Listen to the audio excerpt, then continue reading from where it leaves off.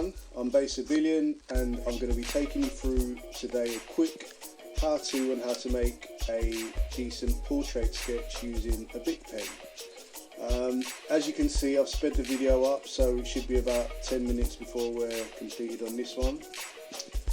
Now just to give you a little heads up, as you can see initially what I've done is I've done some, I've put the dots of this person's face.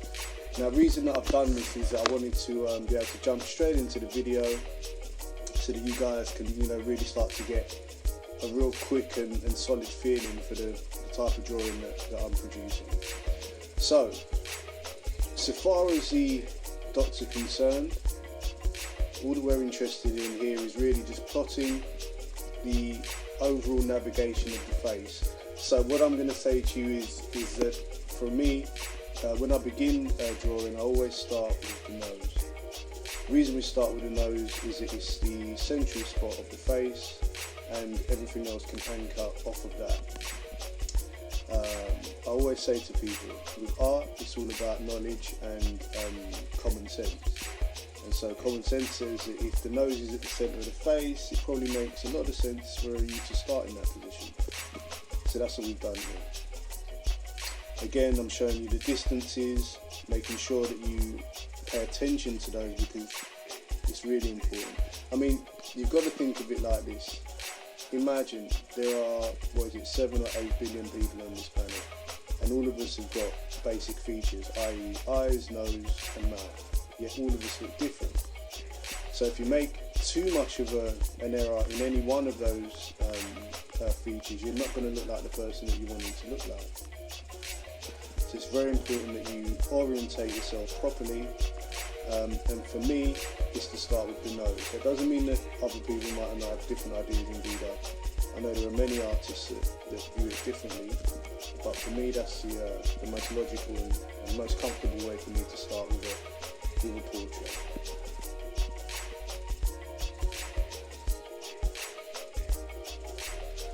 So again, I'm just blocking out light areas here, so that just makes sure that I remember not to go into those areas too heavily. So if you look at both cheeks, you can see that there are slightly demarked areas, and that's important because you don't, as I say, if you're using a BIC pen, which I'm using here, once you've made a stripe, you can't really go back. So it's very important for you to make sure that before you make or commit to any definite mark on this, you've got to prop yourself. You've got to make sure that you're happy with where everything's going and that it essentially looks like the image that you're wanting to produce.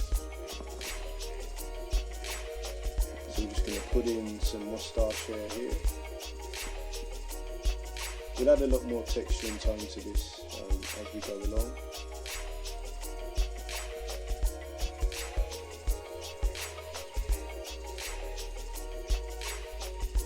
People often ask me, well, why do you use a BIC pen? Well, what is it about the BIC pen that you like, and why do you choose to use that implement?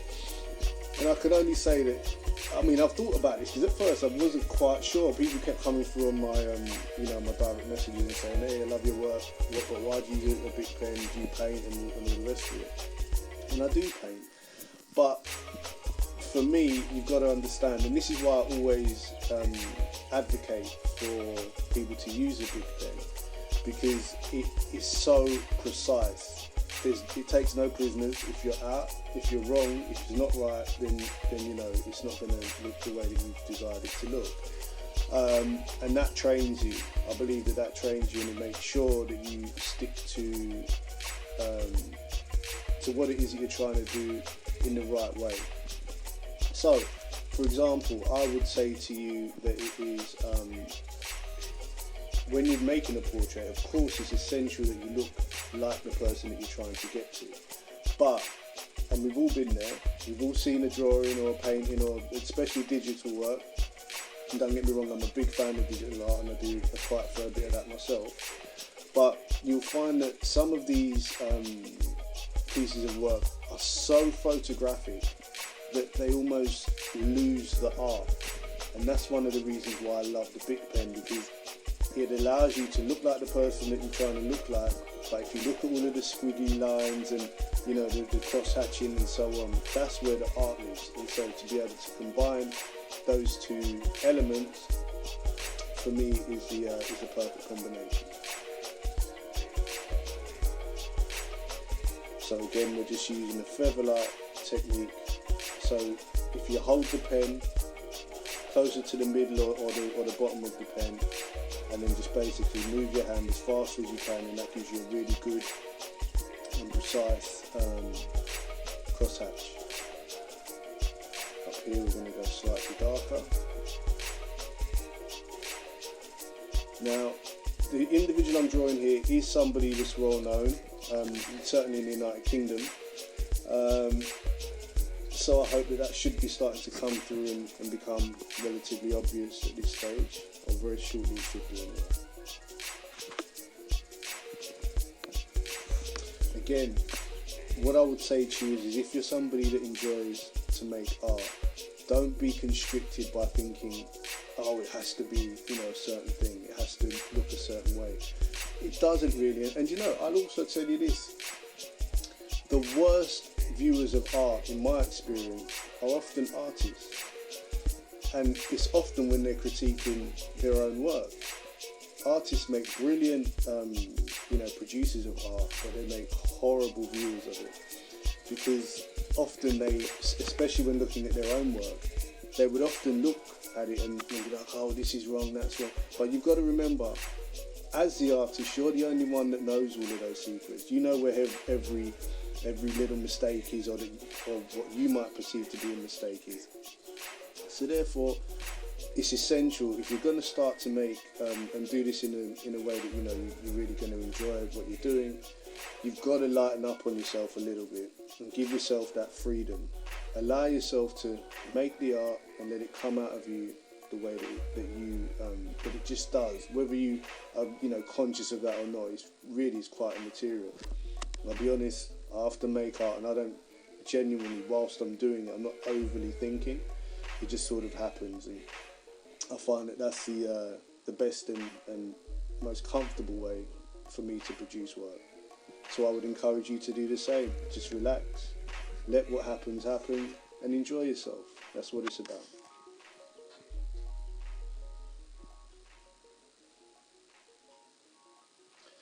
So we're just putting in some texture to his clothing now. And again, if you look in and notice, I'm not being overly precise with any of these lines. And that's by design, because what I don't want to do, even though I want to look like the person, I don't want to lose the art. And it's essential that happens.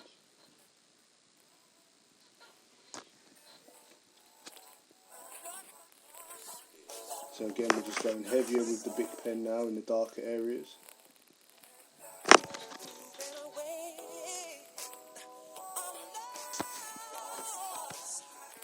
Get some real heavy shading and shadowing into his neck now. A little bit more around the eyes.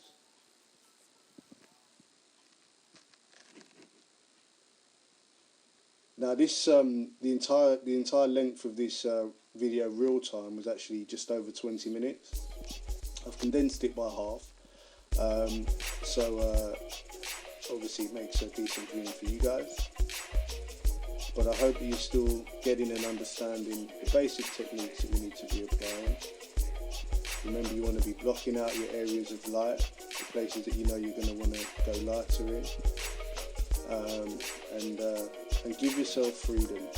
Don't be overly judgy on what you're doing. Just enjoy it and sketch.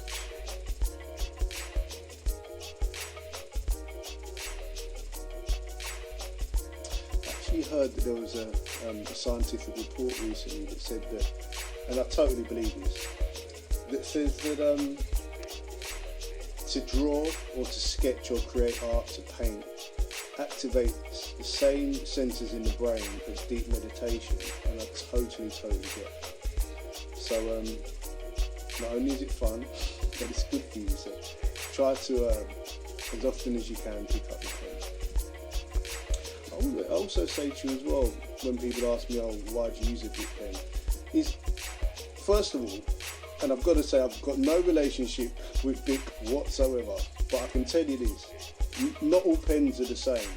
The people that make BIC, that's BIC, the people that make BIC pens, trust me, those people care about what they're doing, you know, because I tell you the truth, most people look at a pen and they'll say, alright, I'll write a note with it, where's my post-it notes,